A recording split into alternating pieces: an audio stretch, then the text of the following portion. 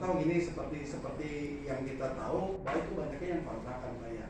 Kita kan bisa tahu, Pak, bisa kita lihat dari dokumen kontrak mereka, tahun berapa mereka mulai terjadi kontrak itu dan untuk masa berapa tahun. Ya mudah kan, Pak? Nah, makanya pertanyaannya, ketika memberikan sanksi administrasi itu dihitung, itu apakah ketika pelanggaran ada dilakukan atau pelanggaran itu sudah dilakukan? Nah, sederhananya mungkin gini, sekarang apakah relevan pelanggaran yang sudah bertahun-tahun baru dimulai dari peringatan 1? Mungkin itu bisa dijawab menurut dari pandangan Bapak mungkin. Ya, tapi dengan batasan dan kemampuan saya tersebut. Karena memang kebetulan saya di Cipta Karya juga baru seminggu. Sebelumnya memang basicnya di luar Cipta Karya. Mungkin dengan minimnya tim peneliti kita, karena kemarin saya langsung belajar PHI juga. Saya tim peneliti itu bisa dibilang hanya 1 orang, malah operator sekaligus peneliti sekaligus itu. Saya belum punya tenaga lapangan untuk jadi tenaga peneliti. Tim survei belum ada, tim peneliti belum ada, Pak, di bangunan ini. Dan kemarin saya coba usulkan juga untuk ada penganggaran atau penganggaran untuk tim miliknya, tim kita. Saya baru membuat ini, Pak. Dan selama ini tidak ada. Jadi hanya 1 orang, di mana dia itu operator, yang milik, dia input. Ya memang saya rasa kacau, Pak. Mereka memang kondisinya seperti ini. Tidak maksimal pengawasan lapangan, lemahnya pengawasan bangunan lapangan.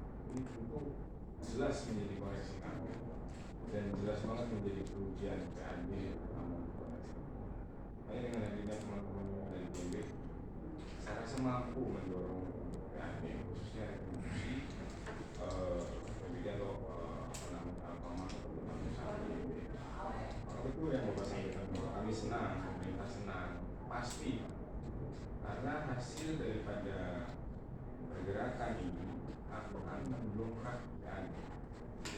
Izin pasti berjalan dengan benar, saya retribusi juga akan berjalan dengan benar, sehingga hasil daerah akan menjadi maksimal di dunia usaha. Bisa baca skemanya seperti ini, dan saya akan perbaiki tata cara kerja saya di yang terkait pengawasan pembangunan di wilayah. Mungkin dampaknya begini, Pak, kalau kita memberikan seperti itu, jadi mohon maaf ya Pak ya, jadi ada satu sikap dari pelaku usaha yang kurang baik ya. Apa-apalah, udah pelanggaran yang juga nanti juga paling diperingatkan 1. Jadi efek jadinya nggak ada. Jadi maksud saya yang tadi saya sampaikan seperti contoh, yang 1 itu sudah dipolis di Pol PP Leng. Ternyata dibuka lagi ketika PPNS dari Pol PP ketika ditanya alasannya apa, Pak, karena batas untuk penantian sementara itu 5 kali. Nah pertanyaannya ketika izinnya belum ada dan tetap rumah tinggal, ya iya harusnya kan gitu. Nah ini tetapi dari Pol PP bukan saya mengadukan, bukan Pak, harus dari PO dulu yang memberikan surat untuk memasang itu ada rekamannya Pak, malah di Potret Media waktu itu. Nah itu ya seperti logika orang awam lah Pak ya, ketika kita jalan mohon maaf komandan ya dihentikan oleh polisi lalu lintas Pak, ditanya sih mana sih lagi proses, kan tetap ditilang Pak, karena pada saat itu harus diunjukin kan gitu ya Pak ya. Nah ketika izin belum selesai itu dicabut, ini ada apa gitu Pak.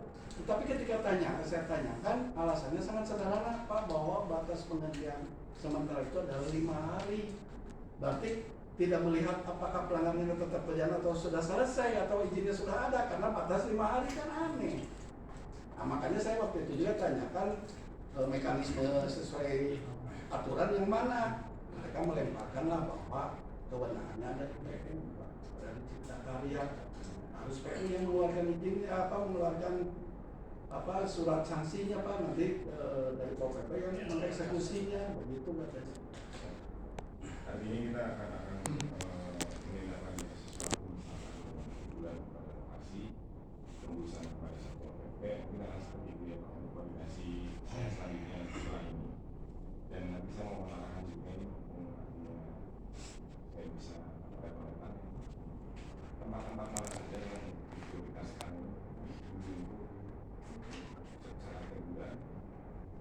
Yang ini mungkin enggak. Yang satu yang sudah di PPLN terus dibuka lagi itu ya ada Gunung Lawu Pak.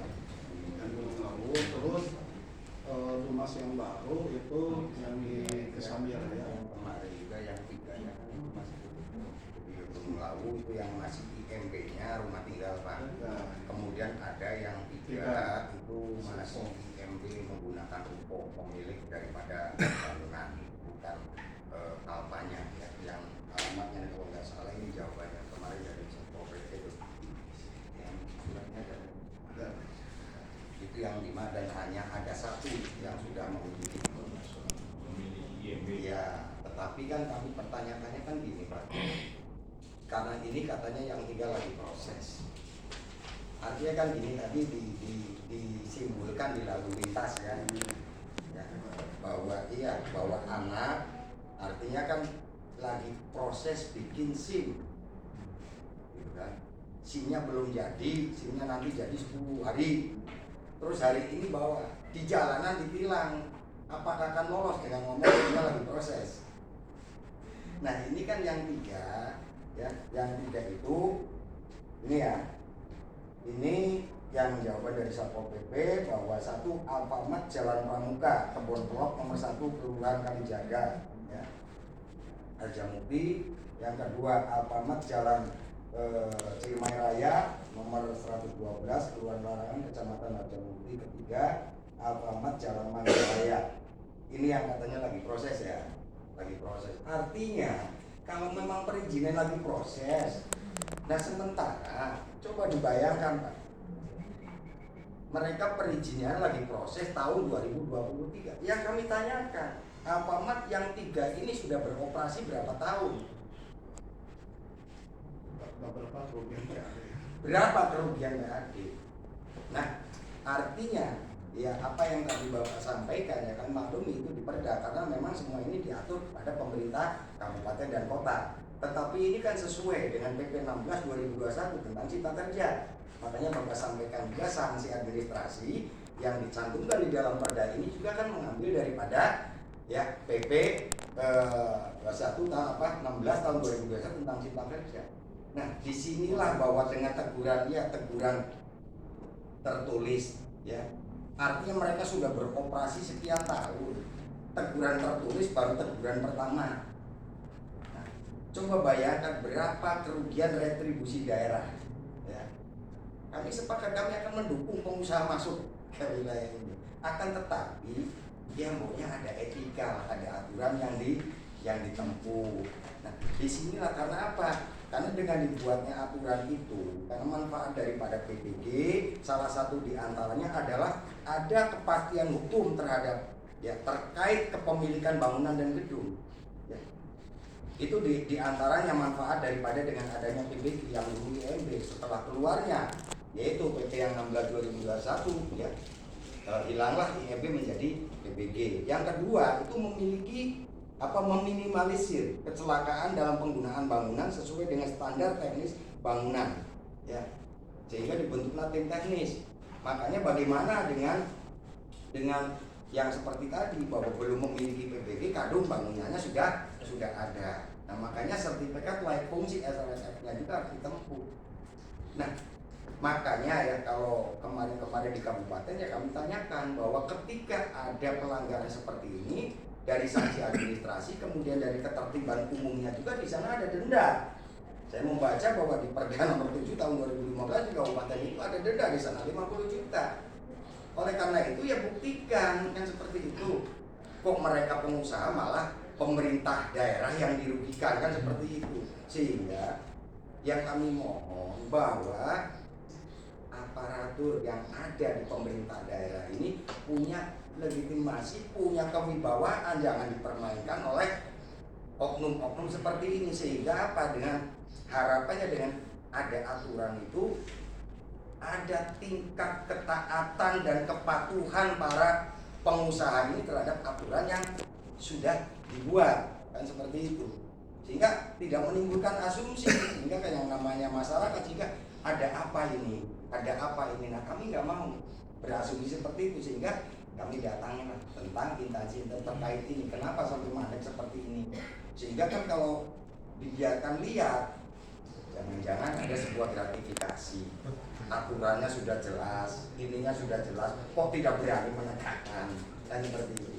Jadi kan contoh di Gapda, di Satpol PP punya penyidik, kan seperti itu.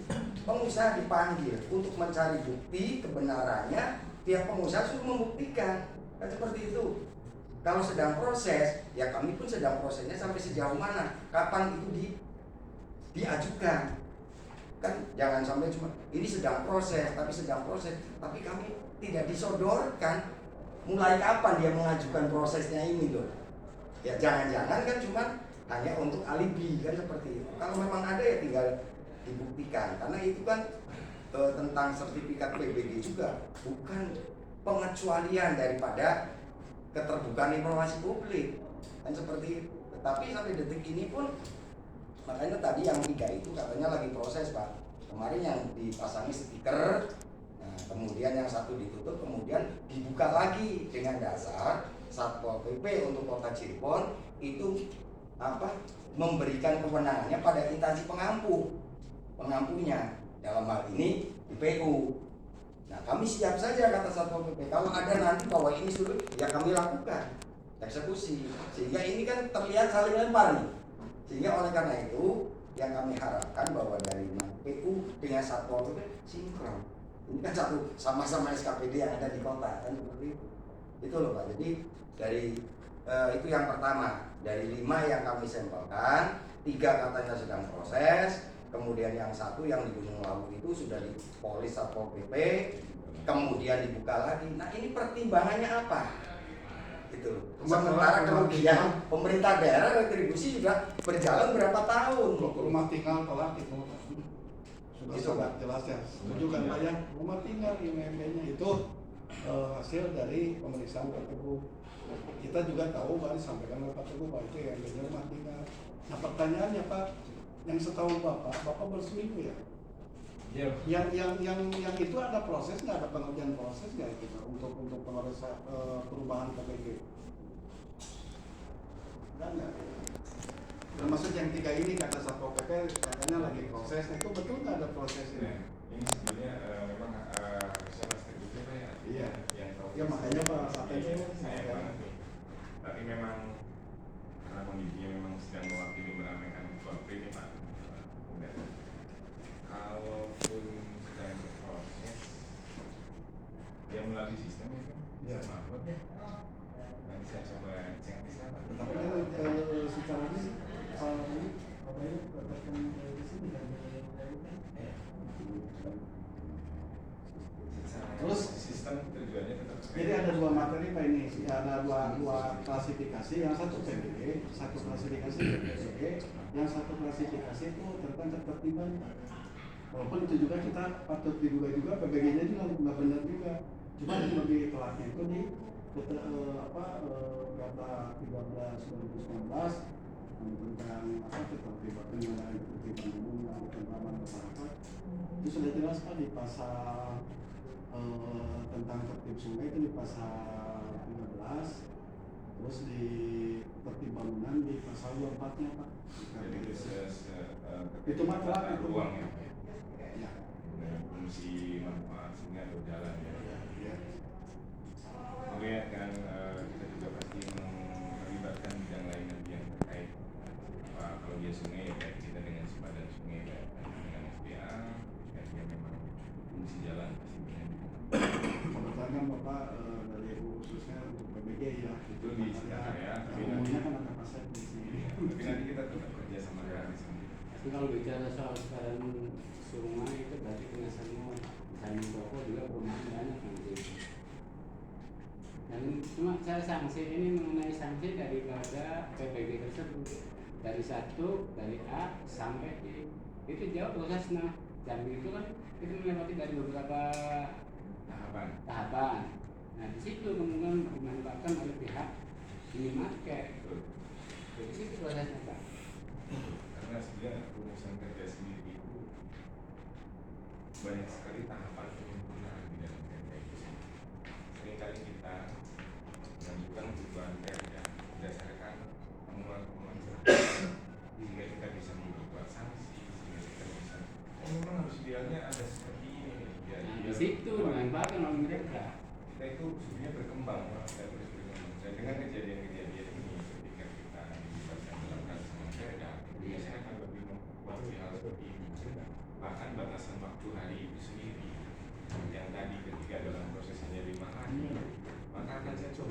kembali Pak dalam proses rencana Perda 2024 sebenarnya ada, tapi biasanya 1 tahun sebelumnya Pak kita dilibatkan. Kalau bisa dikurangin dari A sampai E itu sampai F atau G begitu. Betul Pak, dan tidak bisa Ujung-ujung pemaparannya itu sampai akhir di I. dan kita tutup 5 hari dibuka sendiri. Iya, penting Iya, kan sebetulnya ini kepastian hukumnya Pak, kepastian hukumnya ketika proses itu oke lah, karena kita juga mengacu emang aturannya seperti itu misalnya, tetapi ketegasannya supaya ada kepastian hukum ini maka atau tidak kan, terus prosesnya dijalankan atau enggak kan gitu. harus ada efek jerah juga buat pengusaha. Iya, betul. Ini ketika sanksi tidak mengandung efek jerah, dia sama aja kita ngelus-ngelus mereka Iya. juga sama aja. Semakin apa yang Merugikan PSDM Pak. Makanya rancangan Perda terkait ini nanti saya pasti akan turun lebih dalam. Jadi ini Pak mungkin entry point-nya karena kemarin kita sudah datang ke Satpol PP dan Satpol PP mengatakan bahwa batas penutupan itu 5 hari, penghentian sementara itu batasnya 5 hari, mau dia melanggar lagi atau tidak ya berarti kan pemahamannya ke sana Pak, udah 5 hari cabut lagi, nah, formalitas saja. Nah artinya tapi dia mengatakan bahwa ini bisa ditindaklanjuti lagi setelah ada surat dari PU. Nah makanya harusnya emang Satpol PP dihadirkan juga harusnya. Jadi kita kan kasih tembusan juga Pak. 5 hari itu buka lagi. Bukan 5 hari malahan apa 3 hari Pak. Cuma mereka itu ya 3 hari. biasalah. Itu kita punya buktinya tuh. Kebetulan kan kita video ya, kita foto. Betul. Ya itu pada proses daripada sanksi tersebut. Jadi